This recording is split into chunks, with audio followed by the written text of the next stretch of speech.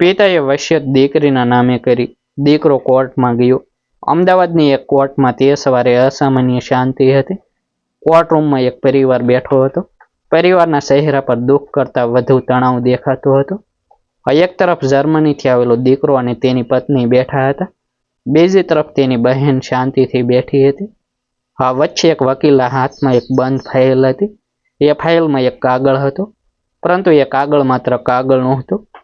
એ એક આખા પરિવારનું ભવિષ્ય નક્કી કરવાનો હતો. આ કેસ કરોડોની મિલકતનો હતો, પરંતુ સૌથી મોટો સવાલ મિલકતનો નહોતો. સવાલ હતો કે એક પિતાએ પોતાના દીકરાને છોડીને પોતાની આખી મિલકત દીકરીના નામે કેમ કરી હતી. જજ કોર્ટમાં આવ્યા ત્યારે બધા ઊભા થયા. થોડી વાર પછી કાર્યવાહી શરૂ થઈ. દીકરાના વકીલે ઊભા થઈને કહ્યું, અમારા અસીલા પિતાની વસિયત અંગે ગંભીર શંકા છે. અમને લાગે છે કે આ વસિયત સ્વેચ્છાથી બનાવવામાં આવી નહોતી. સામે બેઠેલી દીકરીએ માથું નીચે કરી દીધું. તેના ચહેરા પર કોઈ ગુસ્સો નહોતો, માત્ર દુઃખ હતું. જર્મનીથી આવેલો તેનો ભાઈ સતત ટેબલ પર હાથ ફેરવી રહ્યો હતો. તેની પત્ની વારંવાર તેને કંઈક સમજાવતી હતી. અમદાવાદમાં દિનેશભાઈ મહેતા રહેતા હતા. ઉંમર લગભગ 68 વર્ષ. અમદાવાદમાં તેમનું જૂનું પણ મોટું ઘર હતું. શહેરના વેપારી વિસ્તારમાં તેમની 2 દુકાનો હતી. એક નાની જમીન પણ હતી. વર્ષોની મહેનતથી તેમણે આ બધું બનાવ્યું હતું. દિનેશભાઈએ જીવનની શરૂઆત ખૂબ સામાન્ય રીતે કરી હતી. યુવાનીમાં તેઓ પિતાની નાની દુકાનમાં કામ કરતા હતા. સવારે વહેલા દુકાન ખોલતા અને રાત્રે મોડે ઘરે આવતા. ધીમે ધીમે તેમણે પોતાનો વેપાર શરૂ કર્યો. શરૂઆતમાં મુશ્કેલી ઘણી હતી. ઘણીવાર દિવસભર મહેનત કર્યા પછી પણ પૂરતો નફો મળતો નહોતો, પરંતુ દિનેશભાઈએ હિંમત છોડી નહોતી. વર્ષો પછી તેમની મહેનત રંગ લાવી. વેપાર વધ્યો, ઘર મોટું થયું, 2 દુકાનો ખરીદી, બેંકમાં બચત થઈ. લોકો તેમને સફળ વેપારી તરીકે ઓળખવા લાગ્યા. પરંતુ દિનેશભાઈ માટે પૈસા ક્યારેય સૌથી મોટી વસ્તુ નહોતા. તેઓ હંમેશા કહેતા, પૈસા ફરી કમાઈ શકાય, પરિવારનો સમય પાછો મળતો નથી. તેમની પત્નીનું નામ કમલાબેન હતું. બંનેને 2 સંતાન હતા. મોટો દીકરો અક્ષય અને નાની દીકરી હેતલ. અક્ષય ભણવામાં ખૂબ હોશિયાર હતો. હેતલ શાંત સ્વભાવની હતી. બંને સંતાનોમાં દિનેશભાઈને કોઈ ફરક લાગતો નહોતો. તેઓ બંને માટે સમાન સપના જોતા હતા. અક્ષયે એન્જિનિયરિંગ પૂરું કર્યું. ભણ્યા પછી તેને જર્મનીમાં સારી નોકરીની તક મળી. ઘરમાં ખુશીનો માહોલ હતો. દિનેશભાઈએ દીકરાને વિદેશ મોકલવા માટે પોતાની બચતમાંથી મોટી રકમ ખર્ચી. પાસપોર્ટ, વિઝા, ટિકિટ અને શરૂઆતના ખર્ચ માટે તેમણે કોઈ કસર રાખી નહીં. અક્ષય જર્મની જવાનો હતો ત્યારે દિનેશભાઈએ તેને એક જ વાત કહી હતી, બેટા, તું ત્યાં જઈને ખૂબ મહેનત કરજે, પરંતુ અમને ભૂલતો નહીં. અક્ષય હસીને બોલ્યો હતો, પપ્પા, હું તમને કેવી રીતે ભૂલી શકું. જર્મની પહોંચ્યા પછી શરૂઆતના થોડા મહિનાઓ અક્ષય નિયમિત ફોન કરતો. ક્યારેક રાત્રે વિડીયો કોલ કરતો. કમલાબેન પૂછતા, બેટા જમ્યું? દિનેશભાઈ પૂછતા, કામ કેવું ચાલે છે? અક્ષય બધું જણાવતો. તેને નવું જીવન ગમતું હતું. થોડા સમય પછી તેના લગ્ન શ્રુતિ સાથે થયા. શ્રુતિ પણ જર્મનીમાં નોકરી કરતી હતી. બંને ત્યાં પોતાનું નાનું ઘર બનાવ્યું. શરૂઆતમાં અક્ષય દર મહિને માતા પિતાને ફોન કરતો. તહેવારોમાં વિડીયો કોલ કરતો. દિવાળીએ મીઠાઈ મોકલતો. દિનેશભાઈ અને કમલાબેનને લાગતું હતું કે દીકરો દૂર છે, પરંતુ દિલથી નજીક છે. બીજી તરફ હેતલનું જીવન અલગ હતું. તેણે લગ્ન પછી પણ માતા પિતાથી નજીક રહેવાનું પસંદ કર્યું હતું. તેનો પતિ નજીકના શહેરમાં નોકરી કરતો હતો. હેતલ ઘણીવાર માતા પિતાના ઘરે આવતી. દિનેશભાઈની દવાઓ લાવતી. કમલાબેનને ડોક્ટર પાસે લઈ જતી. ઘરનું કોઈ કામ હોય તો તે સંભાળતી. અક્ષય પૈસા મોકલતો હતો. હેતલ સમય આપતી હતી. દિનેશભાઈને બંનેનું યોગદાન અલગ રીતે દેખાતું હતું. તેઓ ક્યારેય કોઈ એકને બીજા કરતાં મોટું માનતા નહોતા, પરંતુ સમય સાથે પરિસ્થિતિ બદલવા લાગી. અક્ષયની નોકરીમાં જવાબદારી વધી. શ્રુતિની નોકરી પણ સારી થઈ. બંનેનો સમય ઓછો થવા લાગ્યો. પહેલા દર અઠવાડિયે ફોન આવતો, પછી 15 દિવસે, પછી ક્યારેક મહિનામાં 1 વાર. દિનેશભાઈ ફોનની રાહ જોતા. કમલાબેન કહેતા, આપણે ફોન કરી દઈએ. દિનેશભાઈ કહેતા, એ કામમાં હશે, સમય મળે ત્યારે કરશે. પરંતુ તેમના અવાજમાં નિરાશા સ્પષ્ટ દેખાતી હતી. એક વર્ષ દિનેશભાઈની તબિયત અચાનક બગડી. સાંજે તેમને છાતીમાં ભારે દુખાવો થયો. હેતલ તરત તેમને હોસ્પિટલ લઈ ગઈ. ડોક્ટરે થોડા દિવસ દેખરેખમાં રાખવાની સલાહ આપી. હેતલે અક્ષયને ફોન કર્યો. હા ભાઈ, પપ્પા હોસ્પિટલમાં છે. અક્ષય થોડી વાર ચૂપ રહ્યો, પછી બોલ્યો, હું આવવાનો પ્રયત્ન કરીશ. હેતલે કહ્યું, પ્રયત્ન નહીં, શક્ય હોય તો આવી જા, પપ્પાને તારી જરૂર છે. અક્ષયે કહ્યું, અહીં ઓફિસમાં મોટો પ્રોજેક્ટ ચાલી રહ્યો છે, અચાનક રજા લેવી મુશ્કેલ છે. હેતલે ફોન મૂકી દીધો. તેણે પિતાની સામે આ વાત કહી નહીં. દિનેશભાઈ માત્ર એટલું પૂછ્યું, અક્ષય સાથે વાત થઈ? હેતલે જવાબ આપ્યો, હા, તે ચિંતિત છે. દિનેશભાઈએ થોડું સ્મિત કર્યું. તેમણે આંખો બંધ કરી. કદાચ તેમને બધું સમજાઈ ગયું હતું. દિનેશભાઈ હોસ્પિટલમાંથી ઘરે આવ્યા પછી વધુ શાંત થઈ ગયા. તેઓ હવે વારંવાર જૂના ફોટા જોતા. એક ફોટામાં અક્ષય નાનો હતો. બીજા ફોટામાં હેતલ સ્કૂલના ડ્રેસમાં હતી. એક ફોટામાં આખો પરિવાર દિવાળીની પૂજા કરતો હતો. કમલાબેન એક દિવસ બોલ્યા, તમે આટલા ઉદાસ કેમ રહો છો? દિનેશભાઈએ કહ્યું, કંઈ નથી. બસ હવે સમજાય છે કે આ બાળકો મોટા થઈ જાય પછી ઘર કેટલું ખાલી થઈ જાય છે. કમલાબેન બોલ્યા, અક્ષય દૂર છે એટલે શું? હા, તે આપણો દીકરો છે. દિનેશભાઈએ કહ્યું, હા, દીકરો છે અને હંમેશા રહેશે. તેમણે એ પછી કંઈ કહ્યું નહીં. થોડા મહિનાઓ પછી દિનેશભાઈએ એક નિર્ણય લીધો.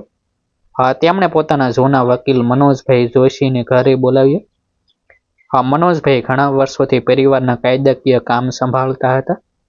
દિનેશભાઈએ તેમને ચા પીવડાવી. પછી ધીમેથી કહ્યું, મારે એક વસિયત બનાવવી છે. મનોજભાઈએ પૂછ્યું, બધું ઠીક છે ને? દિનેશભાઈ હસ્યા, હા, પરંતુ હવે મારે કેટલીક બાબતો લખીને જવી છે. મનોજભાઈએ મિલકતની વિગતો પૂછવા માંડી. દિનેશભાઈએ પોતાની 2 દુકાનો, ઘર, જમીન અને બેંકમાં રહેલી બચતની વિગતો આપી. પછી તેમણે એક એવી વાત કહી કે મનોજભાઈ પણ થોડા સમય માટે ચૂપ રહી ગયા. દિનેશભાઈએ કહ્યું, મારી ભારતમાં રહેલી મોટાભાગની મિલકત હેતલના નામે કરવી છે. મનોજભાઈએ તરત પૂછ્યું, અક્ષય વિશે શું? દિનેશભાઈએ લાંબો શ્વાસ લીધો. અક્ષય મારો દીકરો છે. મેં તેને ક્યારેય ઓછો પ્રેમ કર્યો નથી. પરંતુ મારી કેટલીક મિલકત હેતલને આપવી છે, કારણ હું વસિયતમાં લખીશ. મનોજભાઈએ કહ્યું, શું હેતલને આ વાત ખબર છે? દિનેશભાઈએ માથું હલાવ્યું, ના, અને અક્ષયને પણ નહીં. આ કાગળ મારા મૃત્યુ પછી જ ખોલવો. વસિયત તૈયાર થઈ. દિનેશભાઈએ દરેક પાનું ધ્યાનથી વાંચ્યું. પછી સહી કરી. 2 સાક્ષીઓની હાજરીમાં દસ્તાવેજ પૂર્ણ થયો. મનોજભાઈએ મૂળ કાગળ સુરક્ષિત રાખ્યો. દિનેશભાઈએ હેતલને પણ કશું કહ્યું નહીં. તેમની દ્રષ્ટિએ આ નિર્ણય મિલકત વહેંચવાનું નહોતું. તેઓ માનતા હતા કે બાળકો વચ્ચે સંબંધ મિલકત કરતાં મોટો હોવો જોઈએ. પરંતુ તેમને ખબર નહોતી કે તેમના મૃત્યુ પછી આ જ વસિયત પરિવાર માટે સૌથી મોટો વિવાદ બની જશે. સમય પસાર થયો. દિનેશભાઈની તબિયત ફરી બગડી. આ વખતે તેઓ વધારે નબળા પડી ગયા. હેતલ તેમની પાસે જ હતી. કમલાબેન પણ સતત તેમની બાજુમાં બેઠા રહેતા. અક્ષયને ફરી જાણ કરવામાં આવી. તેણે કહ્યું કે તે જલ્દી આવશે, પરંતુ તે આવી શક્યો નહીં. દિનેશભાઈએ એક રાત્રે હેતલને બોલાવી. બેટા, અક્ષયને કંઈ ન કહેતી, તે જ્યાં છે ત્યાં ખુશ રહે. હેતલ રડી પડી. પપ્પા, તમે આવું કેમ બોલો છો? દિનેશભાઈએ તેના માથા પર હાથ મૂક્યો. બધું સારું થશે. એ તેમની છેલ્લી લાંબી વાત હતી. થોડા દિવસ પછી દિનેશભાઈનું અવસાન થયું. સમાચાર જર્મની પહોંચ્યા. અક્ષય અને શ્રુતિ તરત ભારત આવવા નીકળ્યા. અંતિમ વિધિ પૂરી થઈ. ઘર લોકોથી ભરેલું હતું, પરંતુ દિનેશભાઈ વગર એ ઘર અચાનક અજાણ્યું લાગતું હતું. થોડા દિવસ પછી મનોજભાઈ જોશી પરિવારને મળવા આવ્યા. તેમની પાસે એક ફાઇલ હતી. અક્ષયે પૂછ્યું, આ શું છે? મનોજભાઈએ કહ્યું, તમારા પિતાની વસિયત. અક્ષય અને શ્રુતિ એકબીજાની તરફ જોવા લાગ્યા. હેતલ પણ શાંત બેઠી હતી. મનોજભાઈએ ફાઇલ ખોલી. એક પછી એક પાના વાંચવા લાગ્યા. ઘર, 2 દુકાનો, જમીન, બેંકની બચત, બધું એક જ નામે હતું, હેતલ મહેતા. અક્ષયને વિશ્વાસ ન આવ્યો. તેણે તરત કહ્યું, આ શક્ય નથી. મનોજભાઈ ચૂપ રહ્યા. શ્રુતિએ કહ્યું, કદાચ પપ્પા બીમાર હતા. તેમને ખબર નહોતી કે તેઓ શું સહી કરી રહ્યા છે. હેતલ તરત બોલી, મને આ વિશે કશું ખબર નહોતું. અક્ષયે બહેન તરફ જોયું. તેની આંખોમાં દુઃખ હતું. તું કહે છે કે તને ખબર નહોતી? હેતલે જવાબ આપ્યો, હા, મને ખરેખર ખબર નહોતી. અક્ષયે ફાઇલ હાથમાં લીધી. છેલ્લું પાનું જોયું. પિતાની સહી હતી, સાક્ષીઓની સહી હતી, તારીખ હતી, બધું કાયદેસર દેખાતું હતું. પરંતુ અક્ષયનું મન માનતું નહોતું. તેણે ધીમેથી કહ્યું, હું આ વસિયત કોર્ટમાં પડકારીશ. શ્રુતિએ તરત તેનો હાથ પકડી લીધો. હેતલે આંખોમાં આંસુ આવી ગયા. વસિયત વાંચ્યા પછી અક્ષયના મનમાં એક જ સવાલ હતો, પિતાએ આવું કેમ કર્યું? તે રાત્રે જર્મની પાછા જવાનું પણ ભૂલી ગયો હતો. શ્રુતિ તેને વારંવાર સમજાવતી હતી કે શાંતિથી વિચારવું જોઈએ, પરંતુ અક્ષયને લાગતું હતું કે પોતાની સાથે અન્યાય થયો છે. તેને બાળપણથી વિશ્વાસ હતો કે પિતાની મિલકતમાં તેનો પણ હક રહેશે. તેણે જર્મનીમાં રહેતા પોતાના વકીલ સાથે વાત કરી. પછી ભારતમાં કાયદાકીય સલાહ લીધી. થોડા દિવસોમાં કોર્ટમાં વસિયતને પડકારતી અરજી કરવામાં આવી. અક્ષયનો દાવો હતો કે પિતા છેલ્લા વર્ષોમાં બીમાર રહેતા હતા અને તેમની માનસિક સ્થિતિ અંગે તપાસ થવી જોઈએ. તેણે એવો પણ સવાલ કર્યો કે વસિયત બનાવતી વખતે હેતલ અથવા અન્ય કોઈ વ્યક્તિએ દબાણ તો કર્યું ન હતું ને? હેતલ માટે આ વાત ખૂબ દુઃખદ હતી. તે કહેતી હતી, મને પપ્પાની મિલકત માટે ક્યારેય કંઈ જોઈતું નહોતું. મેં જે કર્યું તે દીકરી તરીકે કર્યું. પરંતુ અક્ષય હવે ભાવનામાં આવી ગયો હતો. તેને લાગતું હતું કે હેતલ તેની પાછળથી બધું લઈ ગઈ છે. બીજી તરફ શ્રુતિ પણ અક્ષયને કહેતી હતી કે વિદેશમાં રહીને પણ તેણે માતા પિતાને વર્ષો સુધી પૈસા મોકલ્યા હતા. તેણે ઘરનું રિનોવેશન કરાવ્યું હતું. પિતાની દવાઓ માટે પણ રકમ મોકલી હતી. કોર્ટમાં આ વાતો પણ રજૂ કરવામાં આવી. કેસ ધીમે ધીમે ગંભીર બનતો ગયો. એક દિવસ કોર્ટમાં દિનેશભાઈની તબિયતના જૂના રેકોર્ડ રજૂ થયા. તેમાં દેખાતું હતું કે વસિયત બનાવવામાં આવી તે દિવસે દિનેશભાઈ ડોક્ટર પાસે ગયા હતા. ડોક્ટરે તેમની માનસિક સ્થિતિ સામાન્ય હોવાનું નોંધ્યું હતું. આ દસ્તાવેજ અક્ષયના દાવા માટે મુશ્કેલી ઊભી કરતો હતો. છતાં તેના વકીલે હાર માની નહીં. તેમણે વસિયતના સાક્ષીઓને કોર્ટમાં બોલાવ્યા. બંને સાક્ષીઓએ કહ્યું કે દિનેશભાઈ સંપૂર્ણ સમજણમાં હતા. તેમણે કોઈ દબાણ વગર સહી કરી હતી. હેતલ તે દિવસે ત્યાં હાજર પણ નહોતી. આ વાત સાંભળીને અક્ષય થોડો શાંત થયો. તેને પહેલી વાર લાગ્યું કે કદાચ તેણે બહેન પર ઉતાવળમાં શંકા કરી હતી. પરંતુ હજુ પણ એક સવાલ બાકી હતો. પિતાએ બધું હેતલને કેમ આપ્યું? કેસની આગળની સુનાવણી પહેલા દિનેશભાઈના જૂના અભ્યાસખંડની સફાઈ કરવામાં આવી. ત્યાં એક જૂનું લાકડાનું કબાટ હતું. કબાટની અંદરથી એક નાનું કવર મળ્યું. તેના ઉપર દિનેશભાઈના હાથથી લખેલું હતું, અક્ષય માટે, અમારા ગયા પછી જ આપવું. હેતલે કવર અક્ષયને આપ્યું. અક્ષયના હાથ કાંપવા લાગ્યા. તેણે કવર ખોલ્યું. અંદર એક પત્ર હતો. પત્રમાં લખ્યું હતું કે પિતાએ મિલકત અંગે જે નિર્ણય લીધો છે તેની પાછળ એક ખાસ કારણ છે. પરંતુ પત્ર અધૂરો હતો. અંતિમ પાનું ગાયબ હતું. સાથે એક નાની પેન ડ્રાઈવ હતી. મનોજભાઈએ કહ્યું કે કદાચ તેમાં દિનેશભાઈનો કોઈ વિડીયો હશે. પેન ડ્રાઈવ તપાસતા એક વિડીયો મળ્યો. વિડીયોમાં દિનેશભાઈ ખુરશી પર બેઠા હતા. તેમણે કેમેરા સામે જોઈને કહ્યું, અક્ષય, જો તું આ વિડીયો જોઈ રહ્યો છે તો કદાચ હું હવે તારી સામે નથી.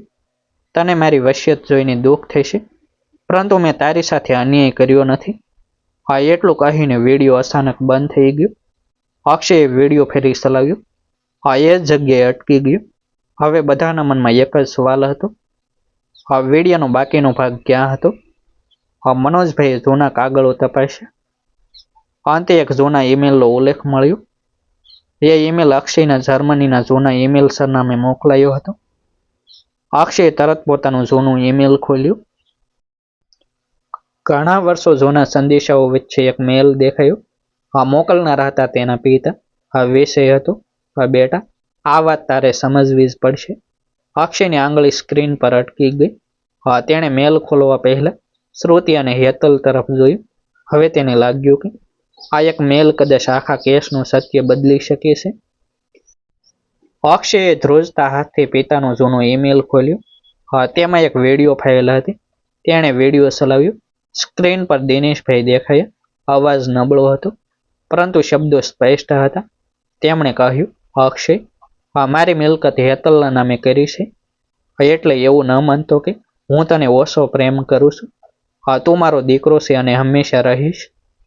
પરંતુ તું જર્મનીમાં પોતાનું જીવન બનાવી ચૂક્યો છે. હેતલ વર્ષોથી મારી અને તારી માની સાથે રહી છે. હોસ્પિટલે રાતો તેણે જોઈ છે. દવાઓ તેણે સંભાળી છે. મને પૈસાની નહીં, કોઈ પોતાના માણસની જરૂર હતી. અક્ષયની આંખોમાં આંસુ આવી ગયા. દિનેશભાઈ આગળ બોલ્યા, તું અમને પૈસા મોકલતો રહ્યો. હું તેની કદર કરું છું, પરંતુ બેટા, માતા પિતાને પૈસા કરતા સંતાનોનો સમય વધારે જોઈએ છે. મેં આ નિર્ણય કોઈના દબાણમાં લીધો નથી. હેતલને પણ મારી વસિયત વિશે ખબર નહોતી. વિડીયો પૂરો થયો. રૂમમાં લાંબા સમય શાંતિ રહી. અક્ષયે માથું નીચે કરી દીધું. તેને યાદ આવ્યું કે પિતાની બીમારી વખતે તે જર્મનીમાં હતો અને હેતલ હોસ્પિટલમાં હતી. તેને સમજાયું કે તેની લડાઈ મિલકત માટે હતી, પરંતુ પિતાની ઈચ્છા મિલકતથી મોટી હતી. કોર્ટમાં અંતિમ સુનાવણી થઈ. સાક્ષીઓ, ડોક્ટરના રેકોર્ડ અને વિડીયો તપાસ્યા પછી કોર્ટે વસિયતને માન્ય ઠરાવી. હેતલને મિલકતનો કાયદેસર હક મળ્યો. અક્ષય કેસ હારી ગયો, પરંતુ કોર્ટની બહાર હેતલે ભાઈને કહ્યું, ભાઈ, પપ્પાએ મિલકત મને આપી છે, પરંતુ મારે આપણો પરિવાર ગુમાવવો નથી. અક્ષય રડી પડ્યો. તેણે કહ્યું, હવે મને પપ્પાની મિલકત નથી જોઈતી. મને બસ એ અફસોસ છે કે છેલ્લા વર્ષોમાં હું તેમની પાસે રહી શક્યો નહીં. બંને ભાઈ બહેન એકબીજાને ભેટી પડ્યા. જર્મની પાછા જતા પહેલા અક્ષય માતા પાસે ગયો. માતાએ માત્ર એટલું કહ્યું, તારા પપ્પાને તારી મિલકત નહીં, તારો સમય જોઈતો હતો. અક્ષય પાસે કોઈ જવાબ નહોતો. કરોડોની મિલકતનો કેસ પૂરો થયો હતો, પરંતુ એ દિવસે અક્ષયને સમજાયું કે માતા પિતાની સાચી વસિયત કાગળમાં નથી હોતી. તેમની સાચી વસિયત તો સંતાનો વચ્ચેનો પ્રેમ હોય છે. ડિસ્ક્લેમર: આ સ્ટોરી વાસ્તવિક ઘટનાઓથી પ્રેરિત કાલ્પનિક રચના છે. પાત્રો, નામો અને ઘટનાઓ કલ્પિત છે. કોઈ વાસ્તવિક વ્યક્તિ કે ઘટનાને દર્શાવવાનો હેતુ નથી. આભાર. ફરી મળીશું એક નવી સ્ટોરી સાથે. વિડીયોને લાઇક અને હાઇપ કરવાનું ભૂલશો નહીં.